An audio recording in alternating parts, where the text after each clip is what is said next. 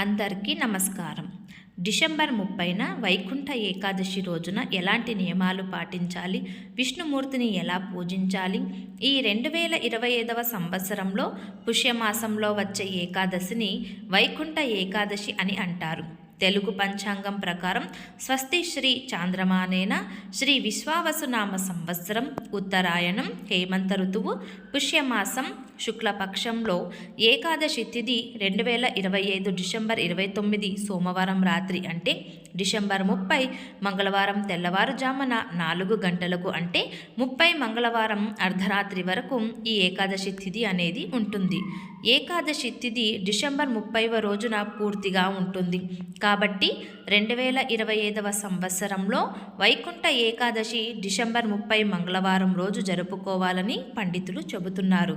అలాగే ఆ రోజు నక్షత్రం భరణి నక్షత్రం రాత్రి 1:28 వరకు ఉంటుంది. కాబట్టి ఈ పవిత్రమైన వైకుంఠ ఏకాదశి నాడు వెంకటేశ్వర స్వామిని ఎలా పూజించాలి, పాటించాల్సిన నియమాలు ఏమిటి, ఉపవాస నియమాలు ఏమిటి అనే విషయాల గురించి ఈ వీడియోలో తెలుసుకుందాం. దయచేసి ఈ వీడియో ఎక్కడ స్కిప్ చేయకుండా చివరి వరకు చూడండి. అలాగే ఈ వీడియోకి ఒక లైక్ చేయండి. అన్నిటికంటే ముఖ్యమైనది ఈ వైకుంఠ ఏకాదశి. అన్ని ఏకాదశుల కంటే ఈ వైకుంఠ ఏకాదశి అత్యంత పవిత్రమైనది కూడా. ఈరోజు చేసిన విష్ణు పూజలకు కోటి జన్మల పుణ్య ఫలితం లభిస్తుంది. ఈ నెల డిసెంబర్ 30వ తేదీన మంగళవారం నాడు వైకుంఠ ఏకాదశి రానుంది.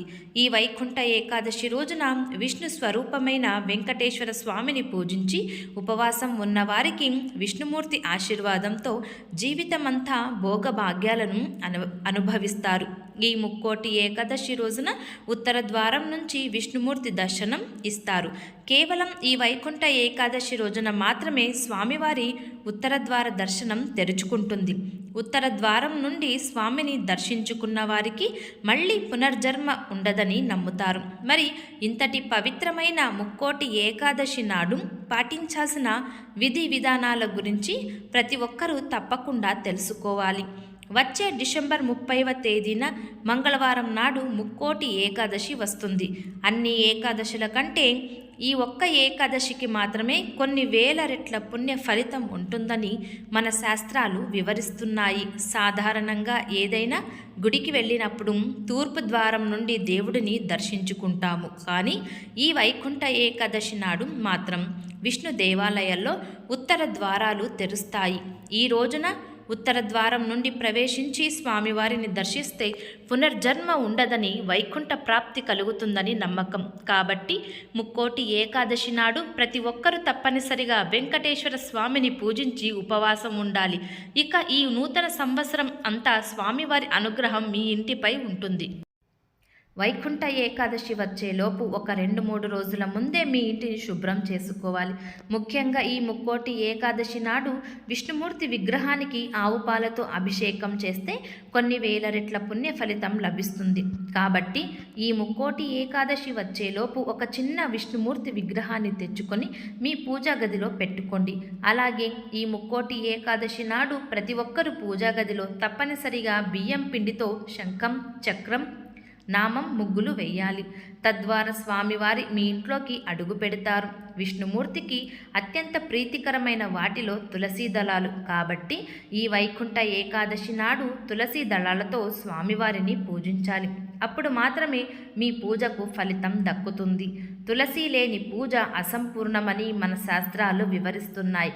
కాబట్టి ఈ వైకుంఠ ఏకాదశి నాడు ఇంట్లో పూజ చేసేవారు మీ పూజ గదిలో ఉన్న వెంకటేశ్వర స్వామి చిత్రపటానికి తులసీమాల వేసి దీపారాధన చేయాలి. ఈ ముక్కోటి ఏకాదశి రోజున ఎవరైతే స్వామివారి పటానికి తులసిమాలను వేసి పూజ చేస్తారో అలాంటి ఇళ్లల్లో లక్ష్మీదేవి స్థిర నివాసం ఉంటుందని, ఇక ఈ కొత్త సంవత్సరం అంతా డబ్బుకు లోటు లేకుండా మీ ఇల్లంతా కనకవర్షంతో నిండిపోతుంది. అదేవిధంగా ఈ ముక్కోటి ఏకాదశి నాడు పిండి దీపాలు మాత్రమే వెలిగించాలి. సాధారణంగా ఇత్తడి కుందుల్లో దీపారాధన చేస్తాము. కానీ వెంకటేశ్వర స్వామికి అత్యంత ప్రీతికరమైన పిండి దీపాలు వెలిగించి మనస్ఫూర్తిగా వెంకటేశ్వర స్వామికి నమస్కారం చేసుకుంటే చాలు. ఇక మీ జన్మ ధన్యమైనట్టే. కాబట్టి ఈ ముక్కోటి ఏకాదశి నాడు పూజా గదిలో 2 పిండి దీపాలు వెలిగించి ఆవు నెయ్యితో దీపారాధన చేయండి. అదేవిధంగా స్వామివారికి నైవేద్యంగా వడపప్పు, బెల్లం, పానకం మరియు అరటిపండ్లు నివేదించాలి. గోవింద నామాలు చదువుతూ స్వామివారిని పూజించి హారతి కర్పూరం సమర్పించి స్వామికి నమస్కారం చేసుకోండి. చాలు. ఇక స్వామివారి చల్లని చూపు మీ ఇంటిపై పడుతుంది. ఉదయాన్నే ఇంట్లో దీపారాధన పూర్తి చేసుకొని మీ దగ్గరలో ఉన్న విష్ణుమూర్తి దేవాలయానికి వెళ్ళండి. సంవత్సరానికి ఒక్కసారి మాత్రమే ఈ వైకుంఠ ఏకాదశి నాడు ఉత్తర ద్వారం తెరుచుకుంటుంది. కాబట్టి ఈ వైకుంఠ ఏకాదశి రోజున విష్ణుమూర్తి దేవాలయంలో వైకుంఠ ద్వారం నుండి స్వామివారిని దర్శించుకొని బయటకు వస్తే 7 జన్మల పాపాలన్నీ ఒక్కసారి మాత్రమే ఈ వైకుంఠ ఏకాదశి నాడు ఉత్తర ద్వారం తెరుచుకుంటుంది. కాబట్టి ఈ వైకుంఠ ఏకాదశి రోజున విష్ణుమూర్తి దేవాలయంలో వైకుంఠ ద్వారం నుండి స్వామివారిని దర్శించుకొని బయటకు వస్తే 7 జన్మల పాపాలన్నీ వెంటనే తొలగిపోయి అపారమైన సంపదలు కలిసి వస్తాయని నమ్మకం. ఉత్తర ద్వారం నుండి స్వామివారిని దర్శించుకునేటప్పుడు మీ మనసులోని కోరికలను స్వామివారికి చెప్పండి. ఈ రోజున మీ మనసులో ఏది కోరుకున్నా మీ కోరికలన్నీ స్వామివారి పాదాల చెంతకు చేరుతాయట. ఎంతో పవిత్రమైన ఈ ముక్కోటి ఏకాదశి నాడు ప్రతి ఒక్కరూ ఉపవాసం ఉండాలి. ఈ ఒక్కరోజు చేసే ఉపవాసానికి కొన్ని వేల సంవత్సరాల తపస్సు చేసినంత పుణ్య ఫలితం లభిస్తుందని పురాణాలు చెబుతున్నాయి. అలాగే ఈ వైకుంఠ ఏకాదశి నాడు సాయంత్రం సూర్యుడు అస్తమించిన తర్వాత ఇంటి గుమ్మం బయట తప్పనిసరిగా దీపాలు వెలిగించాలి. ఈ రోజున ఇంటి ముందు దీపాలు వెలిగించకపోతే అలాంటి ఇళ్లలోకి లక్ష్మీదేవి అడుగు పెట్టదట. కాబట్టి ముక్కోటి ఏకాదశి నాడు సాయంత్రం సమయంలో ఇంటి గుమ్మం ముందు 2 దీపాలు వెలిగించండి. శ్రీ మహాలక్ష్మీదేవి వెంటనే మీ ఇంట్లోకి అడుగు పెడుతుంది. ఈ ముక్కోటి ఏకాదశి నాడు బియ్యం మరియు గోధుమలను అసలు తినకూడదట. ఎందుకంటే సర్వ పాపాలన్నీ బియ్యం ధాన్యాలలో నివసిస్తాయి. కాబట్టి ఈ రోజున బియ్యం కానీ గోధుమలు కానీ తింటే మన పాపాలు పెరుగుతాయని నమ్మకం. అలాగే కొన్ని పురాణాల ప్రకారం ఈ ముక్కోటి ఏకాదశి నాడు ముర అనే రాక్షసుడు బియ్యంలో దాక్కుంటాడట. కాబట్టి ఈ రోజున అన్నం తినకుండా ఉండాలని ఒక నియమం ఉంది. ఏకాదశి నాడు అన్నం తింటే దీర్ఘకాలిక అనారోగ్య సమస్యలు ఏర్పడతాయని నమ్మకం. అందుకే ఈ రోజున ఉపవాసం ఉండాలనే నియమం ఉంది.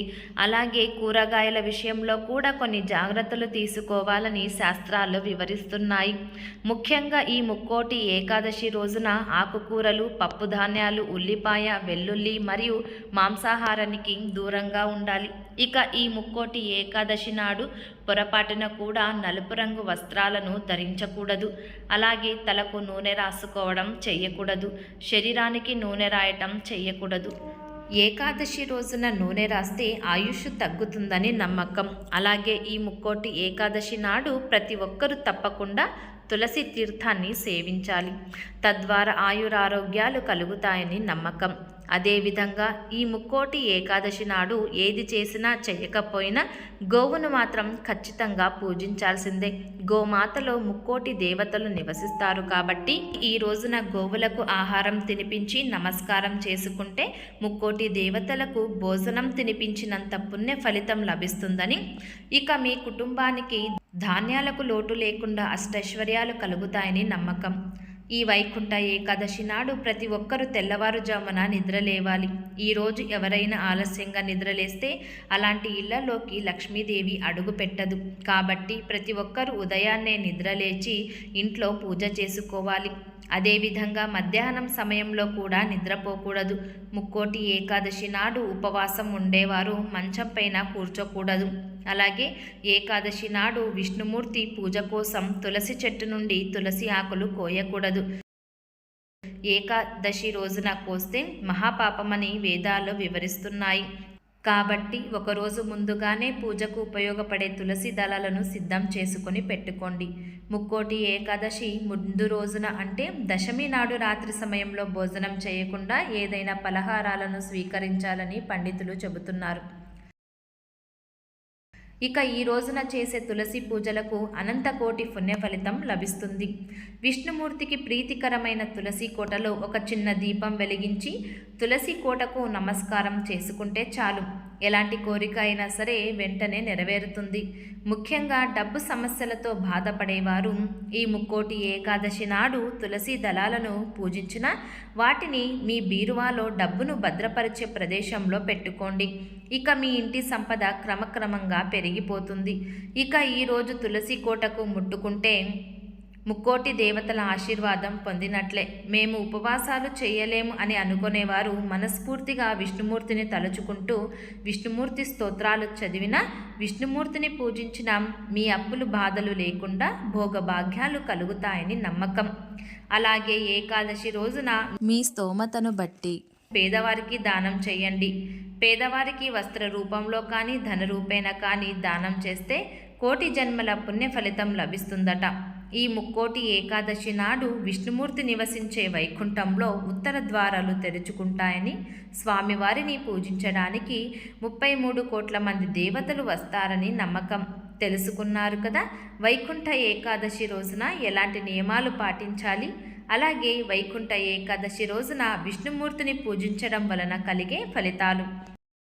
ఈ వీడియో మీకు నచ్చినట్లయితే ప్లీజ్ లైక్ చేసి మీ ఫ్రెండ్స్కి షేర్ చేయండి. అలాగే మా కొత్త వీడియోస్ మీకు వెంటనే చేరాలంటే మా ఛానల్ని సబ్స్క్రైబ్ చేసుకొని పక్కనే ఉన్న బెల్ ఐకాన్ని ప్రెస్ చేయండి. ధన్యవాదములు.